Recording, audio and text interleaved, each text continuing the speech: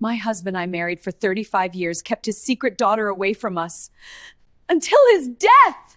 Ah, the frost Canada!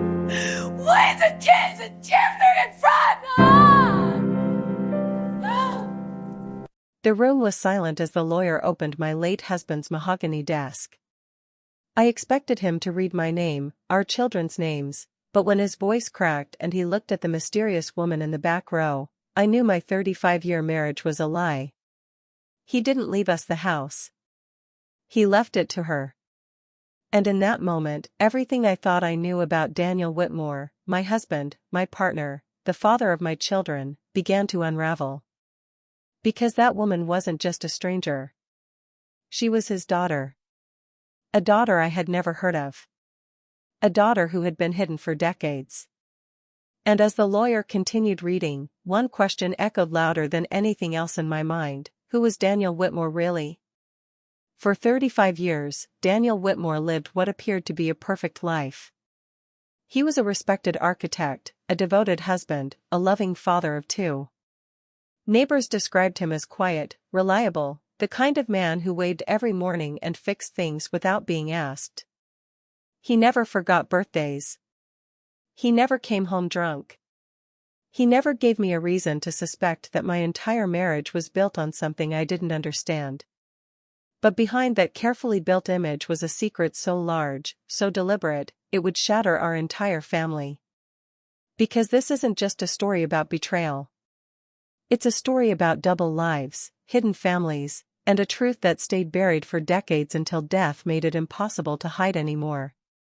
To understand how everything fell apart, we have to go back to the beginning. Long before the will.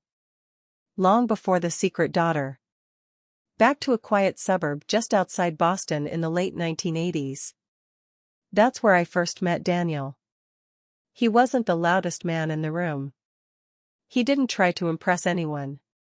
But when he spoke, people listened.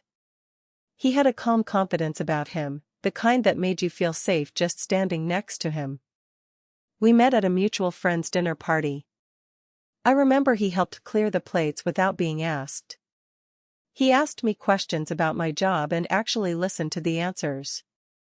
By the end of the night, he walked me to my car and told me he wanted to see me again.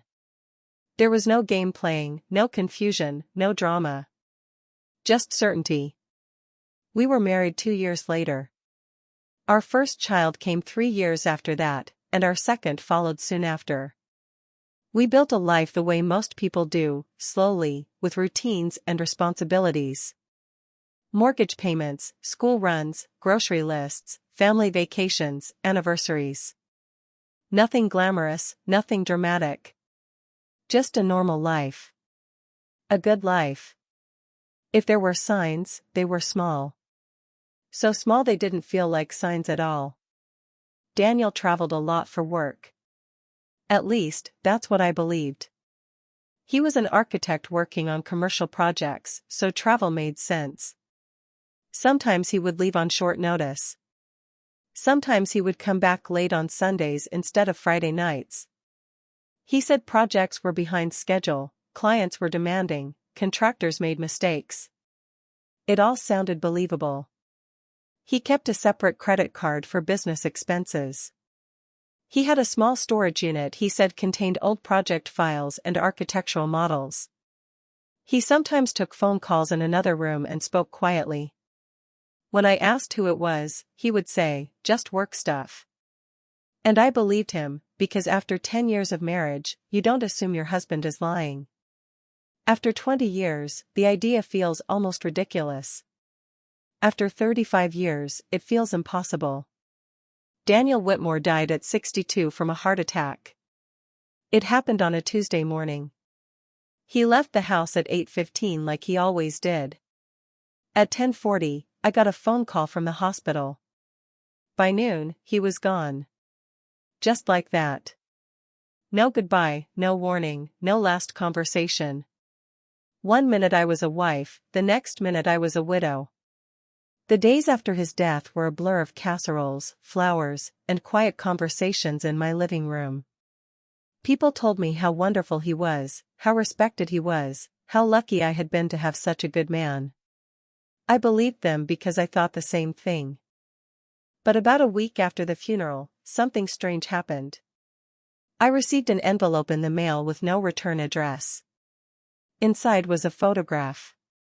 The picture looked old, maybe 25 years old.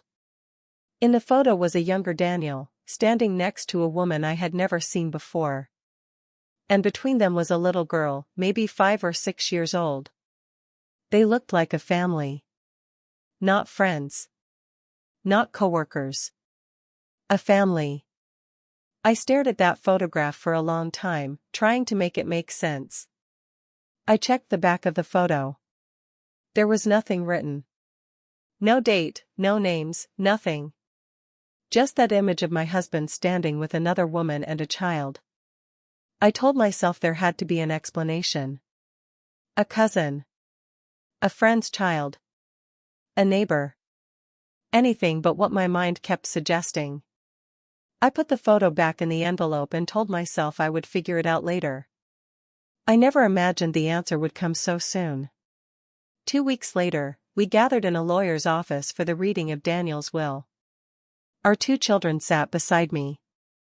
I expected a simple process. The house would go to me. Savings would be split between me and the kids. It would be straightforward. Predictable. Normal. Then I noticed a young woman sitting in the back of the room. She looked nervous but calm at the same time. She wasn't crying. She wasn't talking to anyone. She just sat there quietly, hands folded in her lap, watching the lawyer. When the lawyer began reading the will, everything sounded normal at first. Some money to charity. Some money to our children. Personal items listed and distributed. Then he paused. He cleared his throat, looked down at the paper, then looked up toward the back of the room. And that's when he said her name. Emily Carter. He explained that Emily Carter was Daniel Whitmore's biological daughter and that the family house, the house I had lived in for 30 years, was being left entirely to her. I remember the room spinning. I remember my son saying, "That has to be a mistake." I remember my daughter starting to cry. And I remember looking at the young woman in the back of the room as she slowly stood up.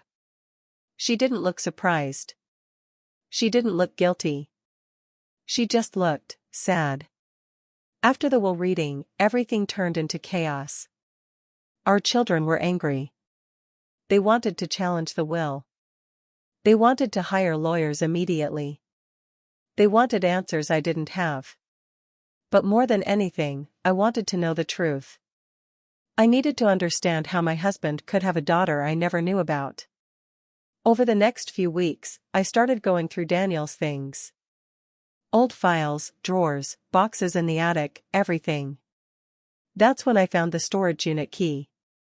The one he said held old project files. I drove there alone on a Saturday morning, not knowing what I would find. Inside the storage unit were boxes. Dozens of boxes. Not architectural models. Not project files. Photo albums. Toys. Old school drawings. Birthday cards. Letters. Documents. An entire life packed into cardboard boxes. There were photo albums filled with pictures of Daniel holding a little girl, taking her to the park, standing next to a Christmas tree, sitting at what looked like school events. Year after year after year. He hadn't just had a child. He had raised her. At the same time he was raising our children. I found letters from a woman named Susan Carter. Letters talking about bills, school fees, doctor visits, and everyday life. They weren't love letters. They were the letters of 2 people raising a child together. Planning schedules. Sharing responsibilities.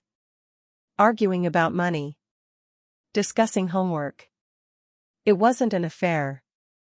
It was another family. I sat on the floor of that storage unit for what felt like hours, surrounded by proof that my husband had lived a second life for decades. I kept thinking there had to be some explanation that would make it less terrible. But there wasn't. About a month later, Emily contacted me. She asked if we could meet. Just the two of us. No lawyers, no children, no arguments. Just a conversation. I didn't know what I was going to say to her, but I agreed. We met at a small coffee shop halfway between our towns. When she walked in, I immediately saw Daniel in her face. The same eyes. The same way of walking. The same quiet presence. She sat down and for a moment neither of us spoke. Then she said something I will never forget. She said, "I didn't want the house to hurt you. I didn't ask for any of this." She told me that her mother, Susan, had known about me from the beginning. Daniel had never left his marriage, but he had never left them either. He had financially supported them, visited regularly, attended her school events, birthdays, graduations. He had been her father in every way, just in secret. She told me that when she was a child, she thought her situation was normal. She thought lots of fathers traveled for work and had complicated schedules. It wasn't until she was older that she understood the truth, that her father had another family, another wife, another life that she would never be part of. I asked her if she hated me. She looked surprised and said, "No. I always felt sorry for you. You just didn't know." A few weeks after that meeting, Emily signed the house back over to me. She said she didn't want to take someone else's home. She said she had her own life, her own job, her own apartment, and she didn't want the house to be a symbol of pain for either of us. A few months later, the lawyer contacted me again. He said there was a letter Daniel had left, but it was only to be opened after Emily and I had met. In the letter, Daniel wrote that he had planned many times to tell the truth, but every year it became harder. He said he was afraid of losing both families, so he chose the coward's path, he chose silence. He wrote that he loved both families and spent his life trying to make sure everyone was taken care of, even if it meant living a life built on lies. He wrote that he knew the truth would come out eventually, and he hoped that one day we would understand that he never meant to hurt anyone, even though he knew that he had. I read that letter over and over again, trying to understand the man I had spent 35 years with. The truth is, I still don't fully understand him. Maybe I never will. But I do know this: you can live with someone for decades, share a bed, raise children together, celebrate birthdays and anniversaries, and still not know everything about them. People are complicated. People are afraid. People make choices that seem impossible to understand from the outside. I thought I knew my husband.